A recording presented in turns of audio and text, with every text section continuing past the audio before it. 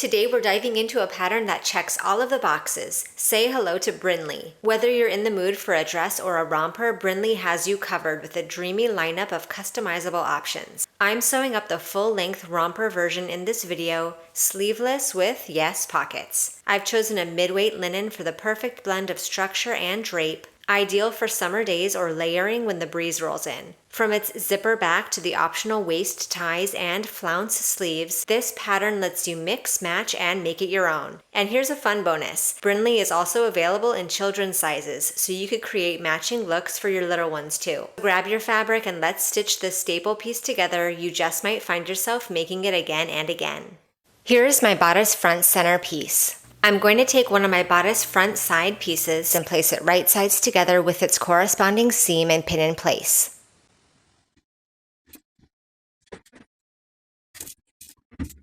And I'll repeat on the opposite side with the remaining front side piece. Sew these seams with a 1/2 inch seam allowance and press the seams toward the side front pieces.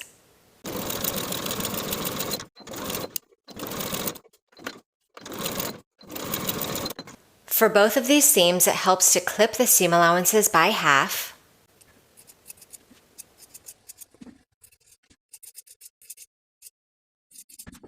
and snip into the curves of the seam allowance.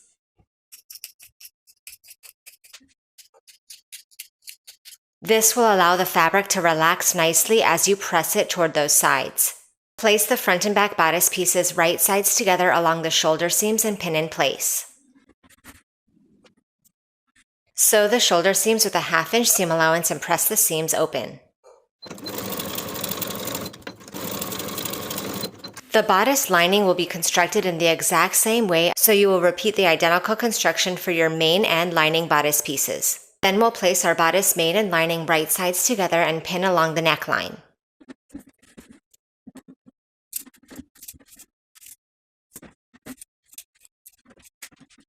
Then we'll sew the entire neckline starting from the center back, pivoting at the bottom of the center front V, all the way to the opposite center back piece, with a 1/2 inch seam allowance.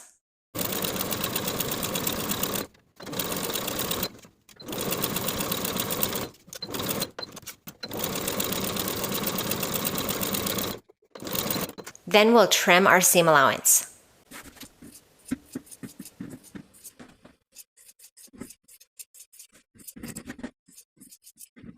At the bottom of the V at the center of the front bodice, we're going to use scissors to clip into that seam allowance to but not through the stitching line. This will allow the fabric to open up nicely along that V when we turn everything right side out. Now we're going to understitch the neckline by separating the main and lining pieces and sewing the seam allowance to the lining, all the way around the neckline with an 1/8 of an inch seam allowance.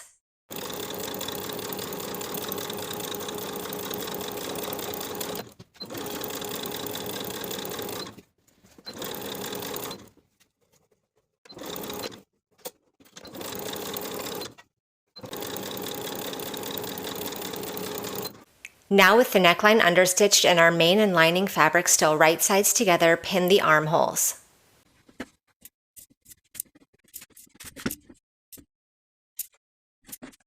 Sew each of the armholes with a 1/2 inch seam allowance.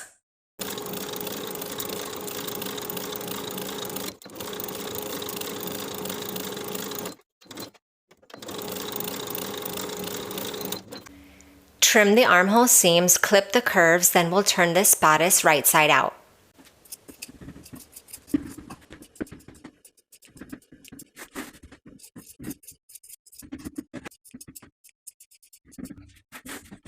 We'll be reaching in between the main and lining front bodice pieces to pull the back bodice pieces through the shoulder seams.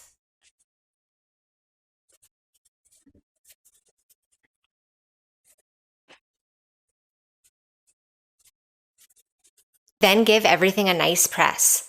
To complete the side seams, we'll place our main fabrics front and back right sides together and repeat for the lining fabrics, placing them right sides together for those front and back lining pieces. Then we'll pin the side seams from the bottom of the main across the seam to the bottom of the lining on both sides. Sew both side seams from the bottom of the main to the bottom of the lining with a 1/2 inch seam allowance and press the seams open.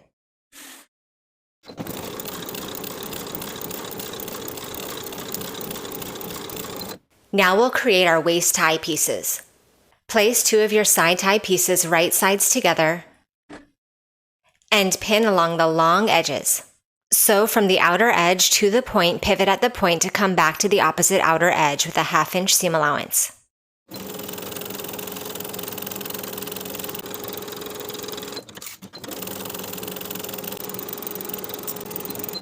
Trim the seam allowances and the tip of the point, then we can turn this piece right side out.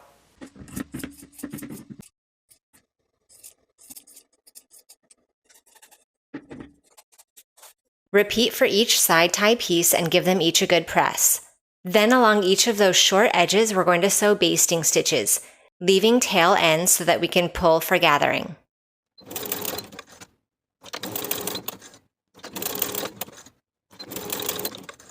Here's my lining front waistband piece.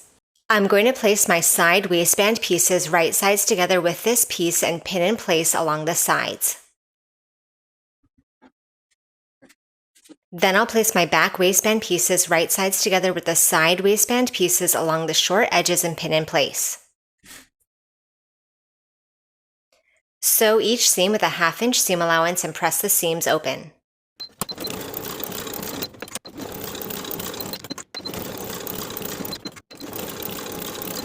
We're going to finish the short outer edges of each back waistband piece in our preferred method, from the top to the bottom for both back waistbands.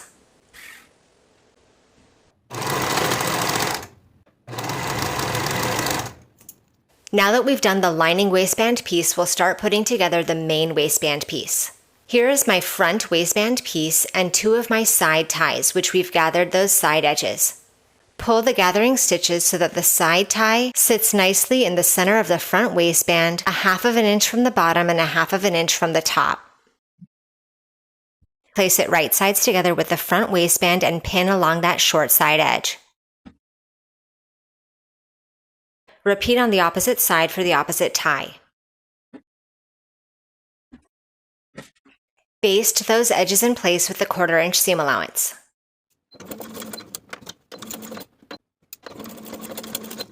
Now we'll place our side waistband pieces right sides together with the front waistband piece, with the ties sandwiched in between.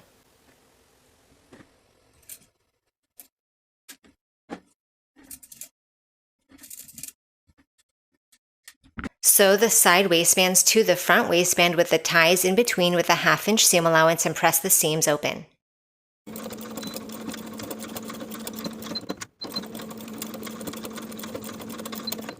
Here are my back waistband pieces and my remaining side tie pieces.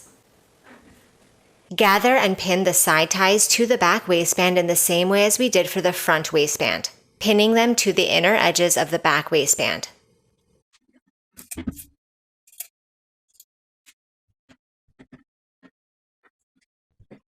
Baste the ties to both back waistband pieces with a 1/4 inch seam allowance just as we did previously. Place each of your back waistbands right sides together with the side waistbands and the ties sandwiched in between and pin in place along the sides. Sew these inner edges of the back waistband to the side waistband with a 1/2 inch seam allowance, just as we did to sandwich the previous ties, and press the seams open. Finish the short outer edges of each back waistband in the same way as we did for the lining. We're also going to be finishing the center back edges of the bodice pieces, from the top of the center back to the bottom raw edge, on both sides of the bodice.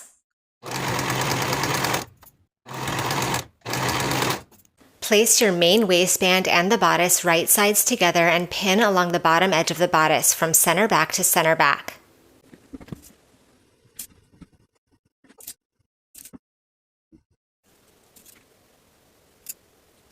Then we'll baste this main waistband in place from center back to center back. Then we can place this main bodice piece aside.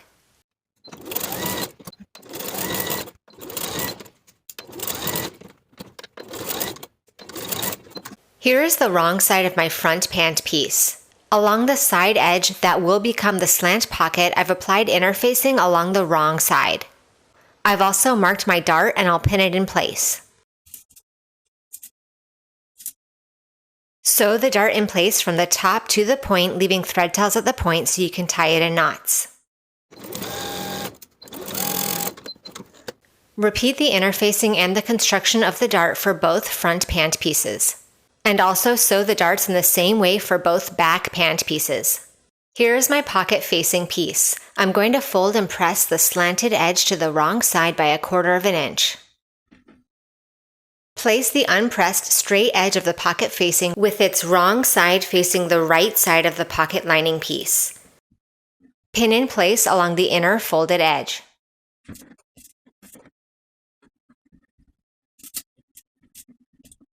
Sew the pinned edge from top to bottom, edge stitching close to the fold.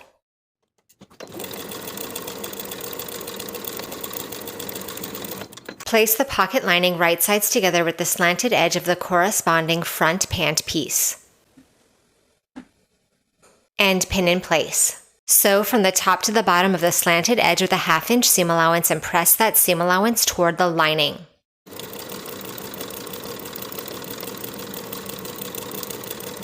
I chose to understitch this slanted edge, sewing the seam allowance to the lining from top to bottom.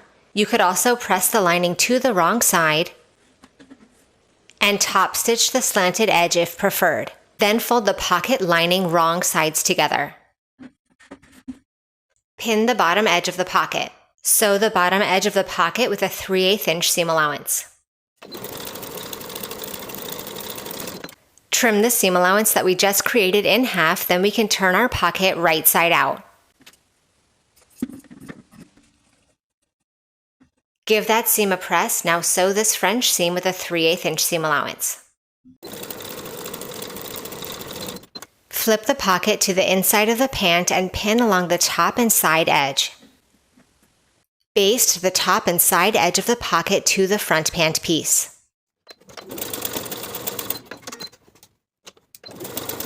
Repeat the exact same process to create your slant pocket for both front pant pieces. Place a corresponding front and back piece right sides together and pin the outer seam. Now that I have the side seam pinned from top to bottom, I'll pin the inseam. Sew the inseam and the side seam with a 1/2 inch seam allowance from top to bottom. Finish the raw edges together and press them toward the back of the pant.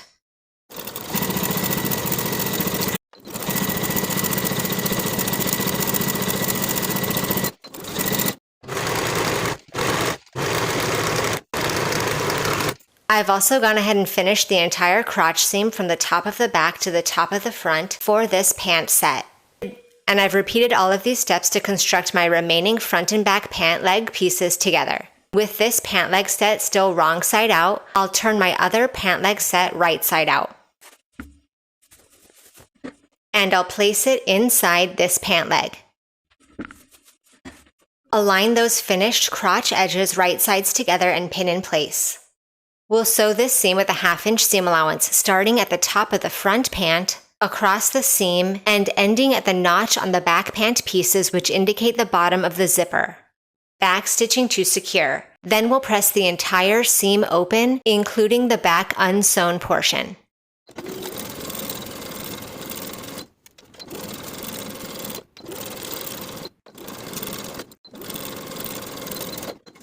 Turn the pant legs right side out. Now with our pant turned right side out, place the bottom of the main waistband right sides together with the top of the pant. Pin in place from center front to center back.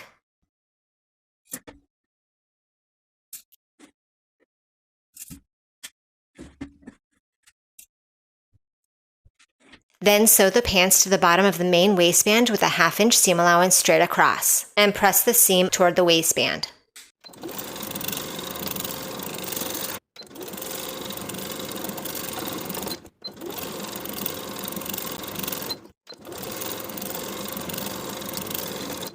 Now that the bodice and the pants are attached, I'll fold the bodice back along the top seam of the waistband that's attached to the bodice lining. And I'll place my lining waistband right sides together with the lining. Pin in place starting at the center of the front waistband, attaching it to the center of the front bodice, then continue to pin to the ends of the center back.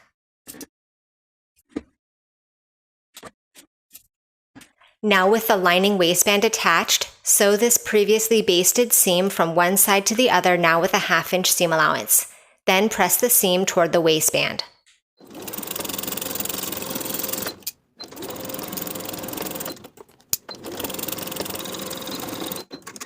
For the bottom raw edge of the lining waistband, I've pressed it to the wrong side by 3/8 of an inch.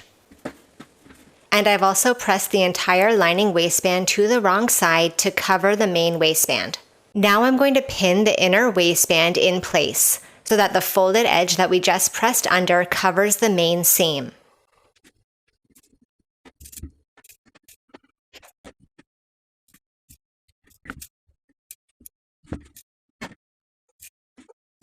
Now that I have that lining waistband pinned in place from the outside of the garment, I'm going to edge stitch close to the bottom seam of the main waistband.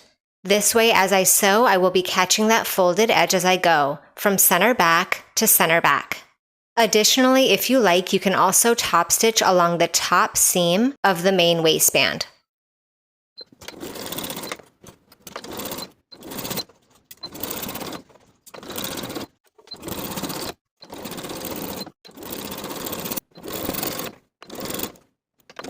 Along the center back edges, I've gone ahead and pressed the seam allowance to the wrong side by 1/2 of an inch.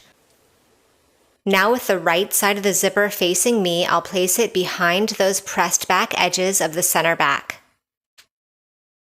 The top zipper stop should be close to the top finished edge of the bodice. Pin in place along both sides.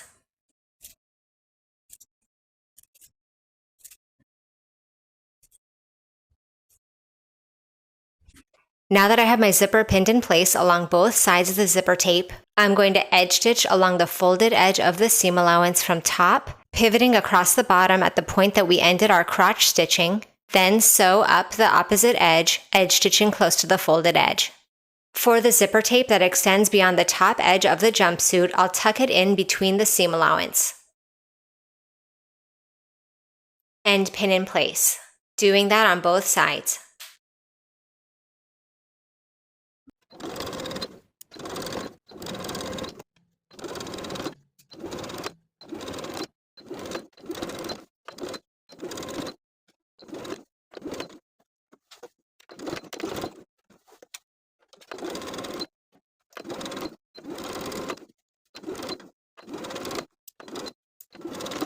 For the bottom hem of both pant legs, I'm going to fold that raw edge to the wrong side by 1 inch, then again by an additional inch, and press in place.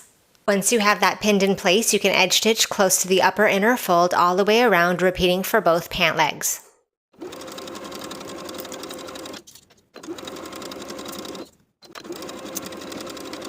And now the jumpsuit is complete. Thank you for watching this sew along. Please subscribe to the channel so you don't miss upcoming sewing tutorials, and I'll see you in the next video.